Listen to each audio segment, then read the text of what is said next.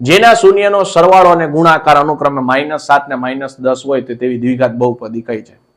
હવે એક સૂત્ર યાદ રાખી લેજો દ્વિઘાત બહુપદીનું. x² માઇનસ અહીંયા જે alpha plus beta x plus alpha into beta is equal to 0. આવા પ્રશ્નમાં ડાયરેક્ટ આ સૂત્ર મૂકી દેવાનું. હવે સરવાળો તમને આપ્યો છે ને, સરવાળો આપ્યો -7, ગુણાકાર આપ્યો 10, એટલે સરવાળો એટલે આલ્ફા પ્લસ બીટા આપ્યો છે -7 અને આલ્ફા ઇન્ટુ બીટા આપ્યા છે -10. હાલો સોલ્વ કરો એટલે x² minus alpha plus beta એટલે -7 બાર x છે, આલ્ફા ઇન્ટુ બીટા એટલે -10 ઇઝ ઇક્વલ ટુ 0.